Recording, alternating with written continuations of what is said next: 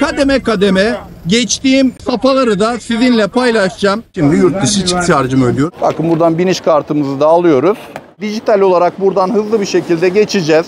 Yurt dışına ben çıkarken yaptığım işlemleri görmüş olacaksınız. Tamam polis abi, gidiyoruz.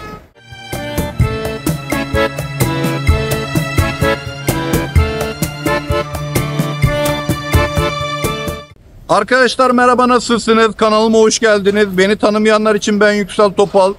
Gününüz güzel olsun. Beni hangi saatte izliyorsanız. Daha önceden çok detaylı bir Sabiha Gökçen videosu çekmiştim. Şimdi nasıl derler, hap gibi daha kısa, işinize yarayacak bir video hazırlamayı düşünüyorum. Bugün Sabiha Gökçen Havalimanı'ndan yurt dışına çıkacağım. Kademe kademe geçtiğim safhaları da sizinle paylaşacağım. Çok uzun bir video olacağını düşünmüyorum. En azından buraya gelince neler yapacaksınız onu görün. Acayip bir stres var burada. Kalabalık, konuşamıyorum. Polis anons yapıyor. Buraya gelirken Kadıköy'den M4 metroyu kullanabilirsiniz. 10E otobüsünü kullanabilirsiniz. Top taşım kullanacaksanız. Kalabalığı görüyorsunuz değil mi? Ben de heyecanlandım bir an. Neyse, çok uzatmayalım. Hangi kapıdan girerseniz girin fark etmiyor. Havalimanına geldiğiniz zaman. Şimdi buradan içeriye giriş yapacağız ve kademe kademe yurt dışına çıkış işlemlerimize başlayacağız. Tamam polis abi, gidiyoruz.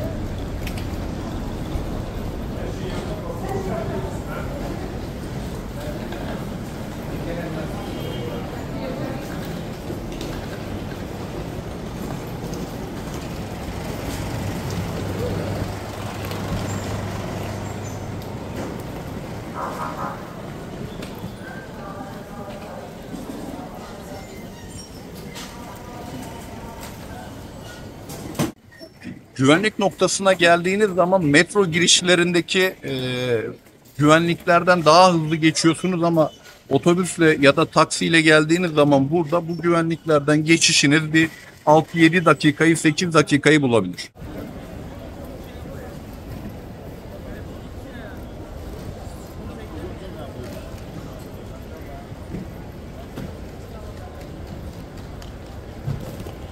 Arkadaşlar aslında buraya gelmeden yapmanız gerekiyor. Tavsiye ediyorum. Harç pullarınızı online olarak ödeyebilirsiniz. Ama eskiden burada pul veriliyordu. Arkamda görmüş olduğunuz yerlerde. Şimdi burası da online'a döndü. TC kimliğinizi, TC kimlik bilginizi okuttuğunuz zaman buradan da yurt dışı çıkış harcınızı ödemiş oluyorsunuz. Şimdi yurt dışı çıkış harcımı ödüyorum. Ben aslında dediğim gibi size göstermek için bunu yapacağım.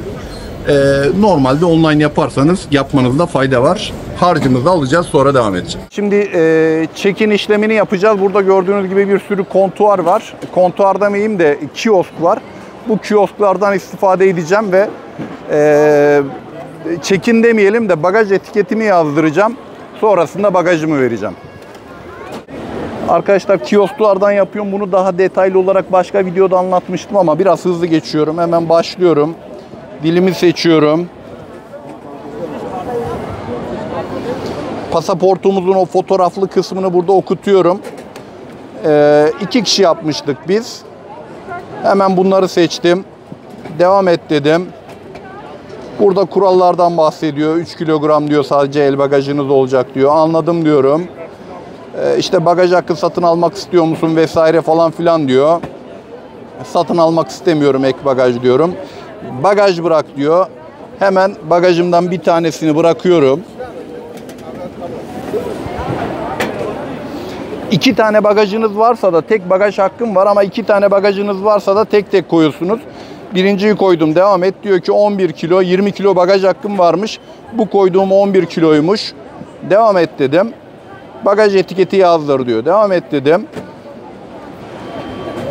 Bakın buradan bagaj etiketimi yazdırdı. Bunun işlemi bitti. Bir bagaj daha bırak diyor. Hemen bu defa diğer bagajımı bırakıyorum buraya. Bunu seçtim. Bu bagajımda 5 kilo geldi. Tabii Ülke Hanım'ınki daha büyük, benimki daha küçük. Yapacak bir şey yok. Devam et dedik. Bagaj etiketi yazdır dedi. Hop, bunun bagaj etiketini de yazdırdık arkadaşlar. Ondan sonra biniş kartlarınız aslında mobil olabilir ama başka bagaj hakkım yok benim. Geçiyorum. Biniş kartını oluştur. Yazdır da diyebilirsiniz. SMS gönder veya WhatsApp'a gönder de diyebilirsiniz. Ben yazdır diyorum buradan. Bakın buradan biniş kartımızı da alıyoruz. Burada kiosklardaki işlem bitmiş oluyor. Şimdi bagajı vereceğiz.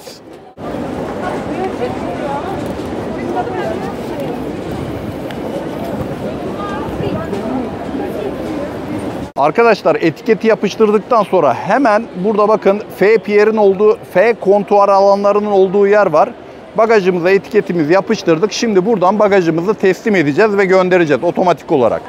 Şimdi bagajımızı otomatik olarak göndereceğiz buradan. Valizimizi buraya koyduk. Bagajımızın ağırlığı tartılıyor. Aslında benim 2 tane çantam var. Bir tanesi sırt çantası olduğu için sırt çantalarını karışmasın diye biraz ayrı alıyorlar. Etiketi okut diyor. Okutuyorsunuz etiketini. Zor bir işlem yok. Etiketiniz bakın buradan okunuyor. Bekliyoruz. 85 uçağı. Kontrol ediliyor. Bagaj sensörü ulaşılmadığından iptal ediliyor. Demek ki böyle şeyler de oluyormuş. Yeniden deneyeceğiz. Yatırmamız lazımmış. Öyle deneyeceğiz. Bunu da yeni tespit etmiş olduk. Bizim uçağımız 8'de kalkıyor da hemen önceden verebilir miyiz? Çok teşekkürler.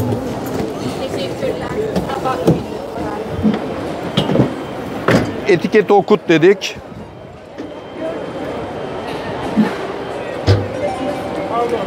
Bagajımız gidiyor. Şimdi pasaporttan geçme. Genelde burada yoğunluk oluyor. Hep tavsiye ediyorum. Bakın burada hemen yanında e-pasaport var. Şimdi e-pasaportu deneyeceğiz ve biz yine e-pasaporttan geçeceğiz. E-pasaportun ne olduğuna dair kanalda çok detaylı video var. Bu kalabalığa girmeyin bence. Gelin buraya e-pasaportu onu kullanın. Girişte bir hanımefendi burada biniş kartlarını kontrol ediyor. Çekmedim. Arkasından bakın e-pasaport noktaları bunlar arkadaşlar. Dijital olarak buradan hızlı bir şekilde geçeceğiz. Hiç vakit kaybetmeyeceğiz.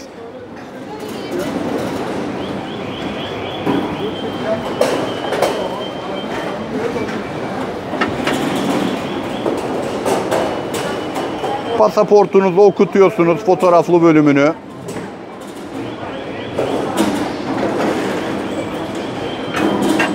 Kapınız açılıyor.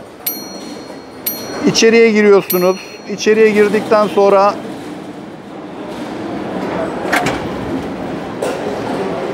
dört parmağınızı hemen yan tarafta bulunan bölüme bırakıyorsunuz, koyuyorsunuz. Ekrana, karşıdaki ekrana sabit şekilde bakıyorsunuz. Elinizi kaldırabilirsiniz daha sonra. Sistem sizi kontrol ediyor. Kapıyı açıyor ve geçiyorsunuz. Bu kadar basit. Ve dolayısıyla hemen görüyorsunuz şu arkamda bakın burada bir kalabalık var. Bu kalabalığa girmemiş oluyorsunuz. Arkadaşlar e-pasaport noktasından dijital olarak okuttuktan sonra hani diyeceksiniz ki harç pulumuzu nerede kontrol ediyorlar? Sabiha Gökçen'de e-pasaporttan geçiyorsunuz. Geçer geçmez burada polis memurları dijital olarak ekrandan, sistemden sizin harç pulunuzun yatıp yatmadığını kontrol ediyor. Çok beklemiyorsunuz. Bence daha da hızlandırılabilir çünkü gereksiz bir sıra diye düşünüyorum. Aslında e-pasaport sistemi olayı hızlandırmaya yönelik. Ama maalesef burada sistemden sizin harç, yurt dışı çıkış harcınızı ödeyip ödemedikleri kontrol ediliyor. Ondan dolayı da burada böyle maalesef gereksiz bir kuyruk oluşuyor. Ama hızlı ilerliyor.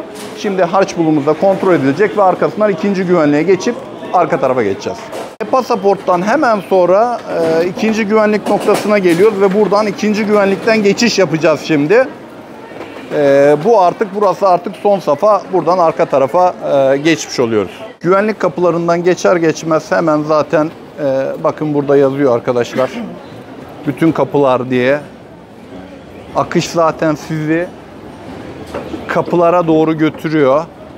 Biz e-pasaporttan ve güvenlikten geçtik ama buralardan da normal pasaporttan geçiyor bakın insanlar. Burada tabii bu pasaport noktasından önce güvenlikte falan biraz daha fazla sıra oluyor. E-pasaport işleminizi daha da hızlandırıyor. E-pasaportu gelişte de kullanın bu arada. Sadece gidişte değil, gelişte daha çok aslında kalabalık oluyor. Ona da dikkat edin. Bence dönüşte de kullanmanızda fayda var. Hemen ilk çıkan yer havalimanlarında her zaman olduğu gibi duty free.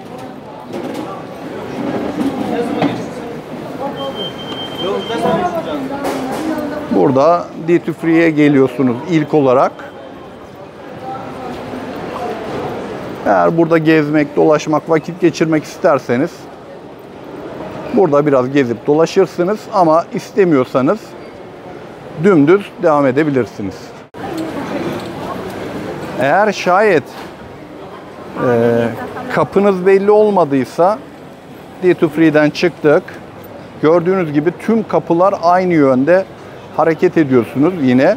Şayet eğer kapınız belli olmadıysa bakın burada bir yoğunluk, bir kalabalık var.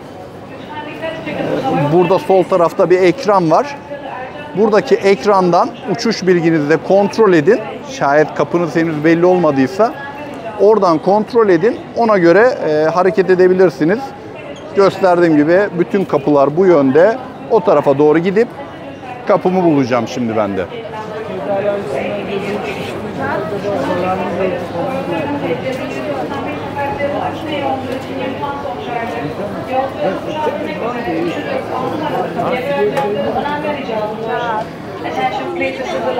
Bu tarafta, sağ tarafta 2-3 tane kapı var. Bu 501-508 dedikleri bu tarafta biraz yürümek gerekiyor. Çok fazla yürüyüp videoyu uzatmayayım.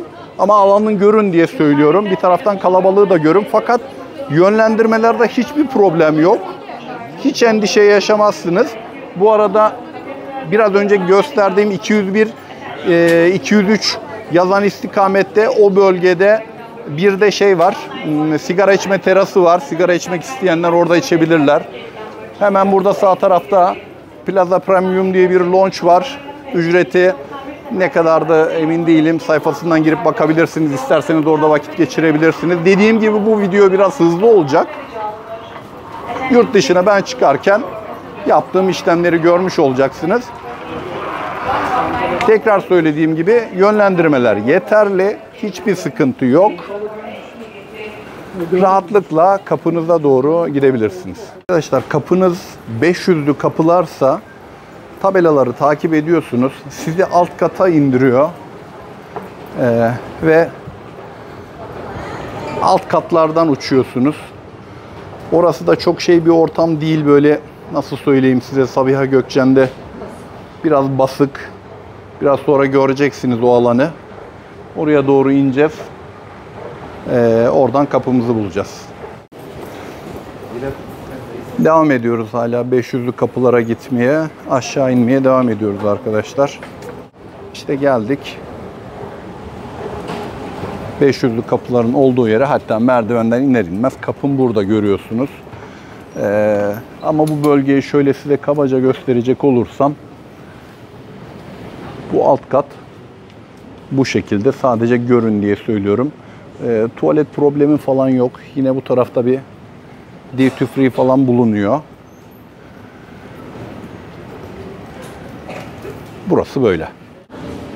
Arkadaşlar Sabiha Gökçen Havalimanı benim çok sık kullandığım havalimanlarından bir tanesi. Bu video biraz daha hızlı olsun istedim.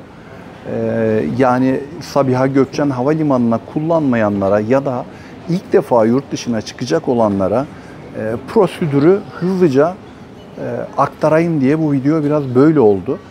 Ama videonun başında da söylediğim gibi çok detaylı Sabiha Gökçen Havalimanı videosunu sayfamda görebilirsiniz. Sabiha Gökçen'i orada çok daha detaylı anlatıyorum. Bu biraz baştan da söylediğim gibi biraz hap niteliğinde olduğu aşamaları parça parça size göstermek istedim. Hızlıca özetleyeyim. Buraya havalimanına gelirken toplu taşıma kullanmak istiyorsanız en mantıklı olanı M4 metro. Kadıköy'den kalkıyor ve Kadıköy'den buraya geliş süresi yaklaşık olarak 1 saati buluyor. Otobüs vesaire, işte havabuslar vesaireler var. Tercih sizin. Hangisini tercih ederseniz. Ben size metro hakkında bilgi verdim sadece. Ne kadar zaman sürdü? Size şöyle söyleyeyim. Bizi arkadaşımız bıraktı havalimanına. Saat 6.30'da havalimanına indik. İşlemlerimizi 6.40 diyelim biz. 6.40'da havalimanının kapısında arkadaş bizi bıraktı ve şu anda saat 7.40 civarında. Yani hemen hemen normal akışa bakarsak 1 saat içerisinde uçağımın kapısına gelmiş oldum. Her zaman şunu söylerim. Tedbiren nasıl söyleyeyim, havalimanlarına 3 saat erken gelmenizde fayda var. Sabiha Gökçen Havalimanı'na kesinlikle zaten 3 saat önce gelin. Lafı çok uzattığımın farkındayım. Bu havalimanıyla ve bu videoyla alakalı kafanıza takılan herhangi bir şey olursa bana yorumlarda da sorabilirsiniz. Lütfen Instagram hesabımı da takip edin. Bana en rahat ulaşacağınız yer aslında Instagram hesabı olabilir. Instagram hesabımdan da bana mesajlar gönderebilirsiniz. Arzu ederseniz Facebook'tan da takip edebilirsiniz. Önce yüreğinizin götürdüğü yolu, sonra da beni takip etmeyi unutmayın. Kendinize iyi bakın.